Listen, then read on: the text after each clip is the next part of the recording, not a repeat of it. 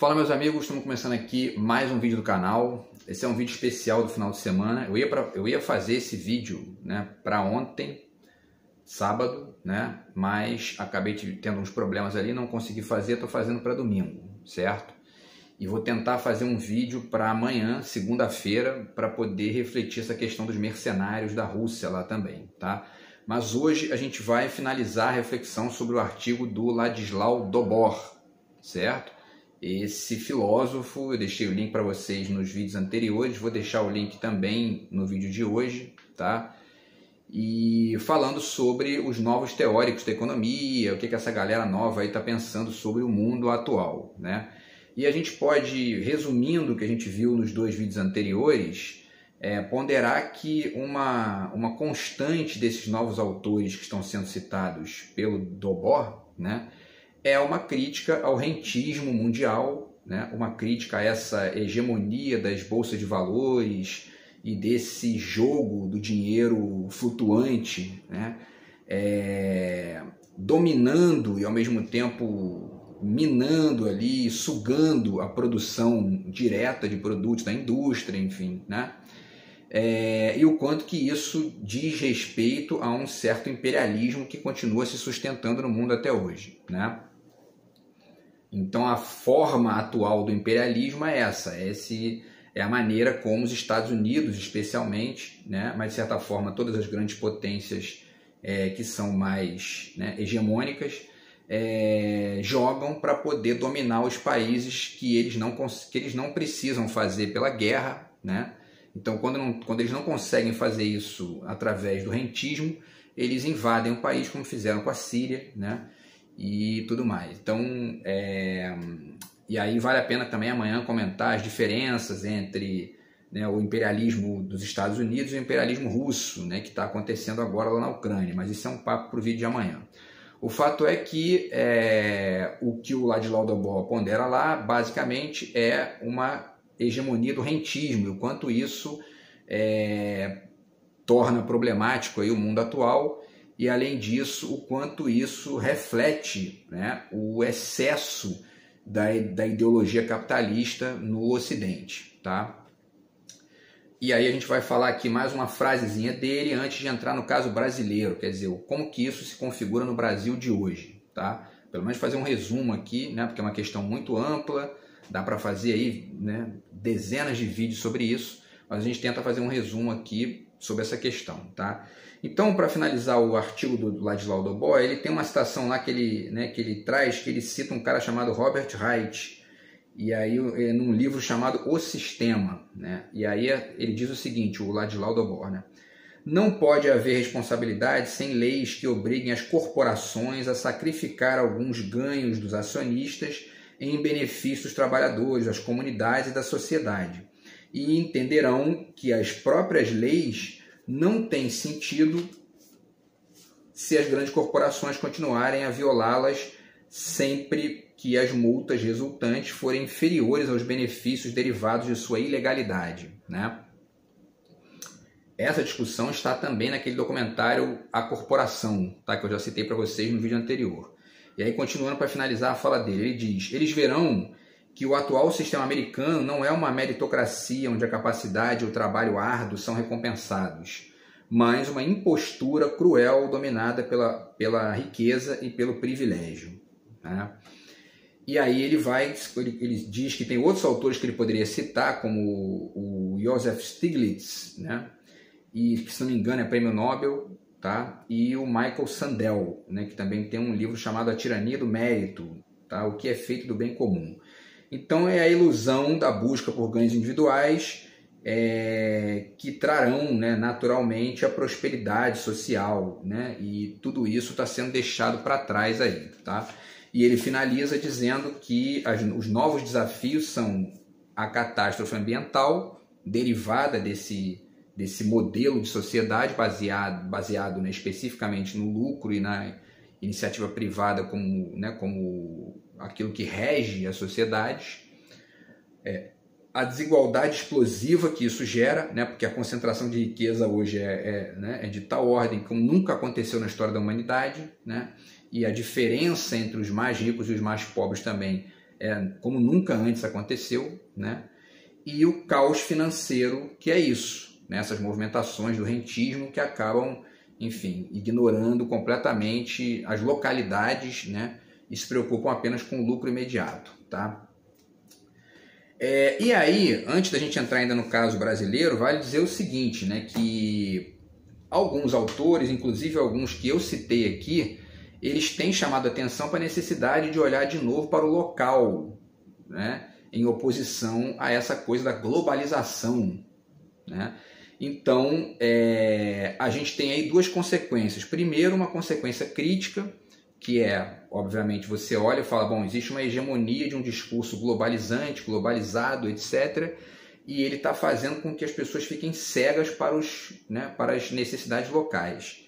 Esse é um ponto, né? E aí só que existe um risco nisso, que é você recair em localismos estrito sensu, tradicionalistas e empobrecedores, porque você acaba trocando 6 por meia dúzia, né? Ou seja, você, ao invés de ser um defensor da globalização, você passa a ser um defensor das tradições locais e você volta para o século XIX, né? Enfim, então é nem uma coisa nem outra, mas o fato é que o Christian Kumar, né, nesse livro que eu citei para vocês aqui no vídeo anterior, que é da Sociedade Pós-Industrial à Pós-Moderna, ele dá vários exemplos aqui de experiências locais que foram interessantes nesse contexto aí de mitologia da globalização e etc e tal, tá? Então vale a pena acessar. E aí um último ponto ainda nesse aspecto que eu estou citando aqui tem a ver justamente com essa palavra, globalização, né? É muito interessante você pegar, por exemplo, a diferença linguística que você percebe no discurso dos conservadores, dos neoconservadores, que criticam a globalização a partir de um termo chamado globalismo, e uma crítica, por exemplo, do Milton Santos, está aqui nesse livro, tá? Por uma outra globalização, que é uma crítica da globalização, mas ele usa um termo sutilmente diferente, ele chama de globalitarismo, né? Que no caso seria uma ditadura da globalização que acaba fazendo com que a gente perca de vista, né, o espaço local, né? A crítica que os neoconservadores fazem à globalização e que chamam de globalismo é essa crítica vazia e ao mesmo tempo empobrecedora, vamos dizer assim, né? Que no fundo é querer trocar o cosmopolitismo pelo, né, arraigamento ali tosco nível século XIX ao local, né? E aí vai dizer nenhuma coisa nem outra, né? E esse é o ponto que distingue, que torna os neoconservadores atrasados, né, e dignos de um confronto, né, crítico e filosófico, tá? E aí isso se configura no Brasil de maneira muito evidente, né? Porque a diferença básica no Brasil entre direita e esquerda está aí, né? A direita brasileira se caracteriza por esses dois aspectos básicos que estão conectados com esse atraso contemporâneo. Ou ela acredita de maneira muito ingênua, né, e festiva e ao mesmo tempo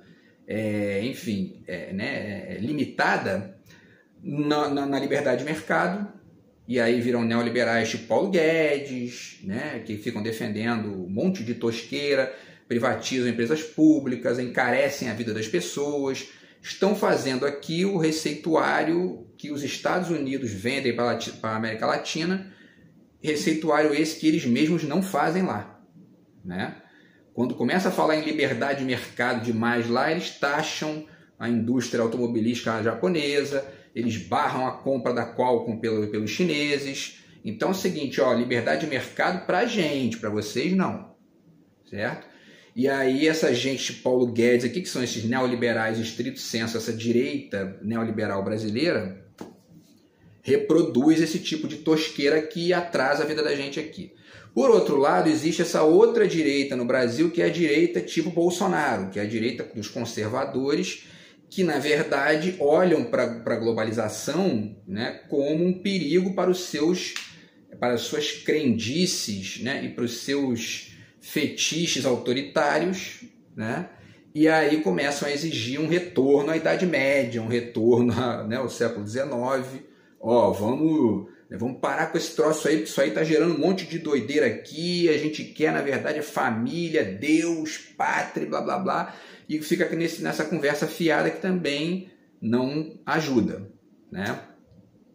E aí a gente tem que tentar buscar, na verdade, um outro caminho, e eu chamei esse outro caminho aqui num dos vídeos que eu fiz, né, no ano passado, ou nesse ano, de nacionalismo cosmopolita. Eu quero um dia escrever um livro sobre isso. Se eu conseguir, eu vou, né, com certeza eu vou fazer. Se eu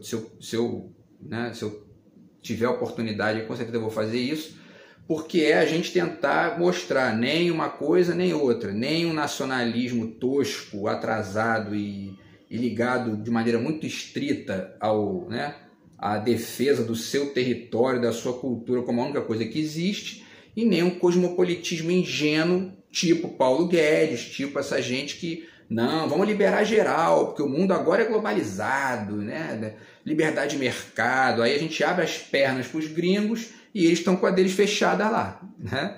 Então, assim, tem que ser mais esperto que isso. Então, nem Paulo Guedes, nem Bolsonaro, a gente tem que ficar, né, tem que transitar em outro tipo de lógica aí. E aí, para finalizar esse comentário sobre a política brasileira nesse momento aqui, né, quem tem esse discurso no Brasil é a esquerda. Ponto. Né? Quem tem esse discurso, quem já entendeu essa questão aqui, foi a esquerda. A esquerda olhou para isso e falou, tá vendo? Né, esse papinho furado dos Estados Unidos aí, eles mandam para a gente aqui, mas eles não fazem. Né? E, ao mesmo tempo, né, a esquerda foi se livrando, né, com o passar do tempo do seu ranço conservador, porque existe uma parcela da esquerda que é conservadora, isso é fato, né? Aquela galera que ainda está naquele marxismo estrito sensu, né, leninismo, trotskismo, e isso acaba sendo tão, enfim, longe, né, da realidade mais ampla do que o Bolsonaro, né? Só que a esquerda, digamos assim, né, conservadora à la Bolsonaro, no Brasil não tem nem 0,5% de votos.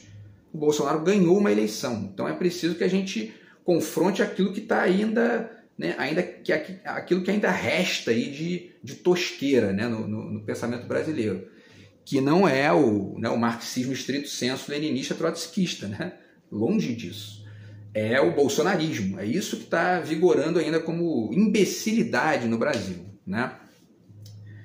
E aí, pessoal, eu acho importante dizer o seguinte, a política, tá? Antes da gente entrar no caso brasileiro, vale dizer o seguinte, a política ela tem duas dimensões, pelo menos, né? Se a gente puder fazer esse resumo. Ela tem a dimensão estatal e a dimensão do cotidiano, que é a micropolítica. Então tem gente que diz, eu não gosto de política. Isso é uma frase absolutamente ingênua e analfabeta, na verdade. Porque não tem como você viver longe da política, a não ser que você vá para uma ilha deserta e fique lá e está arriscado alguém chegar lá e dizer, meu irmão, olha só, está fazendo o que aqui, né? Porque isso aqui, enfim, né? A Marinha toma conta disso, protege aqui de invasões externas. Então, meu irmão, né?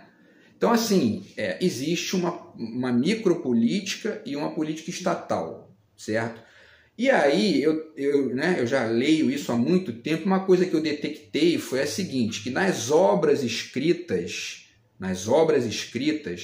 você tem quase que sempre uma análise estrito sensu das políticas estatais, do papel do Estado, da importância dos partidos, do debate, né, do Estado, ou uma análise de uma galera brilhante também, do mesmo brilhantismo, que está analisando essa parte da micropolítica, que é a parte do cotidiano e da cultura, de maneira específica e ao mesmo tempo com a sua amplitude ali, né? Os exemplos que eu acho mais vigorosos nesse sentido são essa galera que está pensando a cultura, o Caetano Veloso, está aqui o Verdade Tropical, né, que é um livro sobre a história do século XX no Brasil, a evolução cultural e artística do Brasil, né?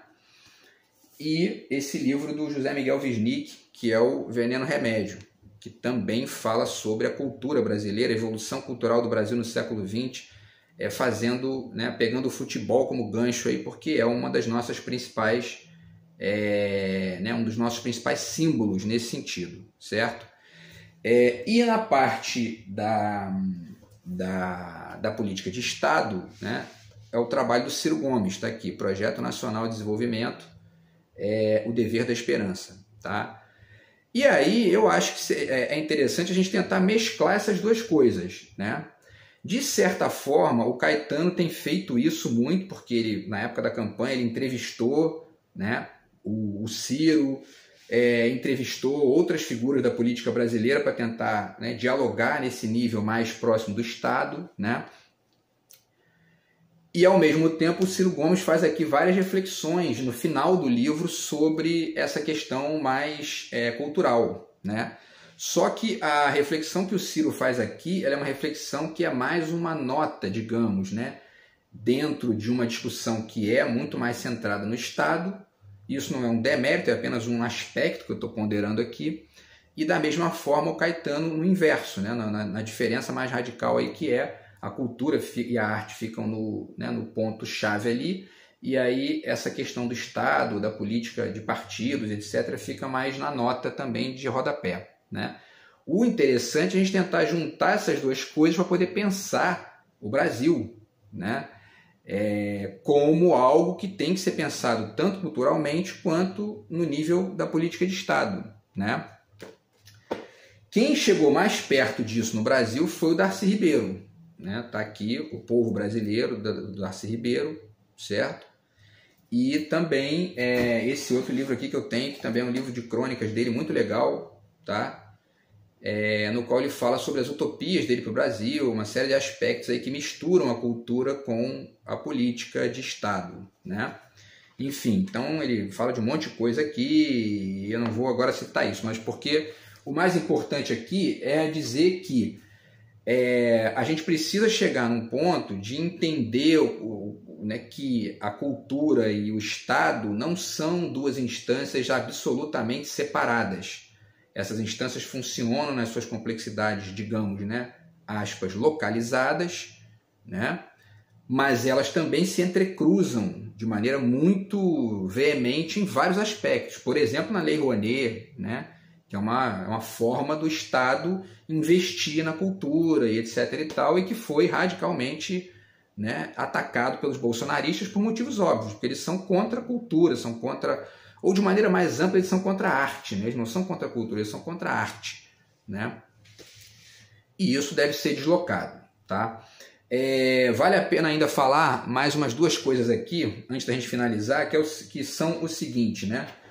Em relação a essa questão da microfísica, né, vale citar, obviamente, o livro do Foucault, tá? O Microfísica do Poder.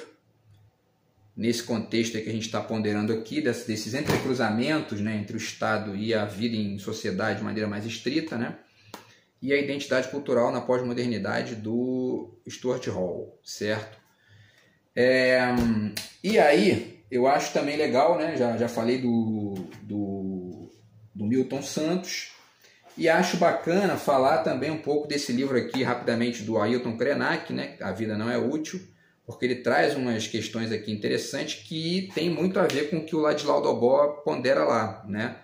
Ele fala, por exemplo, da questão do dinheiro, né? Da ditadura do dinheiro. Inclusive, o primeiro capítulo do livro se chama justamente Não se come dinheiro, né?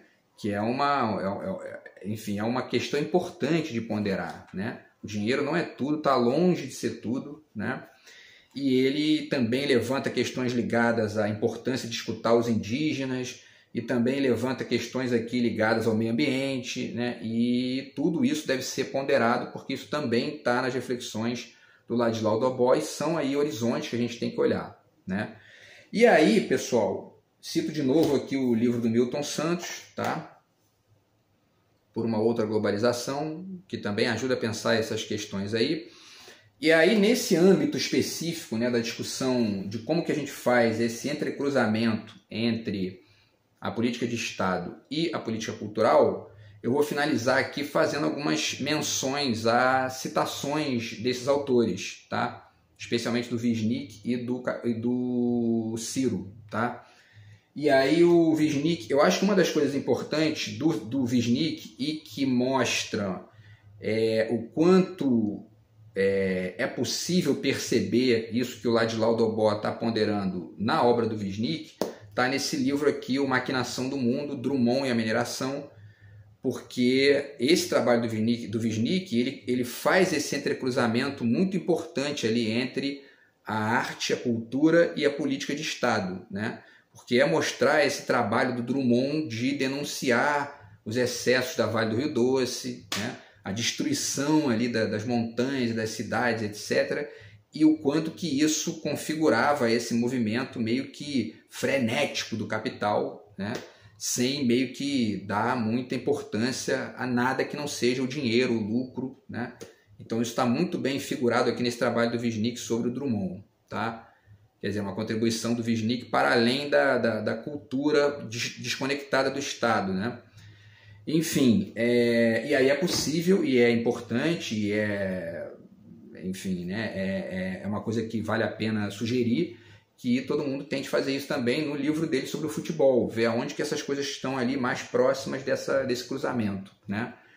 E ao mesmo tempo, o Ciro nesse livro aqui, no final, ele faz reflexões, né, que avançam também para além da discussão do Estado estrito sensu, né? Por exemplo, tá, vou citar algumas 2 ou 3 intervenções dele aqui, certo? Na página 237, ele está falando aqui da questão do quanto que a tecnologia está fazendo com que a gente possa vislumbrar uma realidade de trabalhar menos e poder aproveitar a vida, né? Que é uma conquista da civilidade, uma conquista dos avanços tecnológicos, e isso está presente em todas as utopias que a gente leu, né? A respeito dos avanços tecnológicos. Quer dizer, a gente vai chegar num ponto em que a gente vai, enfim, as máquinas vão funcionar ali para poder fazer esse trabalho mais bizarro, mais pesado, a gente vai poder, né, enfim, aprender mais, evoluir mais como humanidade, etc. e tal, né? E ele cita a Suécia aqui, os intervalos que eu já falei também de trabalho aqui, que são as cargas menores, né? E ele finaliza aqui a página 237 dizendo o seguinte, ó: igualmente, o progressismo do século XXI deveria defender a iniciativa privada e o microempreendedor do poder sem limite dos grandes conglomerados e corporações. Quer dizer, ele também está nesse barato de avançar uma crítica a esse poder exagerado, né, dos mega bilionários, e chamar atenção para a importância de pensar essa economia local, dos microempreendedores, né, para poder o jogo ficar, né, porque senão daqui a pouco só os bilionários são donos de tudo e aí acaba, né, a gente substitui uma ditadura, né, enfim, né, ou religiosa ou estatal por uma ditadura dos oligarcas, né, e nem uma coisa nem outra, né. E aí o Ciro finaliza dizendo: da mesma forma, deveríamos defender a democratização e a generalização da propriedade privada, e não sua posse pelo Estado, porque hoje vivemos num mundo em que cidadãos em suas casas podem ser cada vez mais proprietários de bens de produção, que é uma crítica ao comunismo, né, antigo e atrasado, que é uma das propostas do Marx no Manifesto Comunista, está até aqui, né, o manifesto, mais uma vez. É uma das propostas do manifesto que não se sustenta mais, né? Essa coisa da estatização da propriedade privada, enfim, né? E o Ciro está ponderando isso aqui, eu digo propriedade privada porque isso tem a ver com a vida cotidiana, né? Muito mais do que o Estado. O Estado não tem nada que se meter na vida privada dos outros, né? E aí ele diz, né? Essa também é uma revolução que nossa sociedade está começando a experimentar e que acaba não com o trabalho, mas com os empregos. Né? Isso na 238, porque isso é uma consequência também, né, da evolução tecnológica, né? Disse, né, que a evolução capitalista melhora necessariamente o mundo, mas o fato é que muitos empresários pegam a tecnologia que está surgindo e colocam nas suas empresas para poder lucrar, mandar a gente embora e dane-se o emprego, dane-se, né, a saúde econômica do país, né? E não interessa se vai gerar 500 mil desempregados, dane-se, o importante é lucrar, né?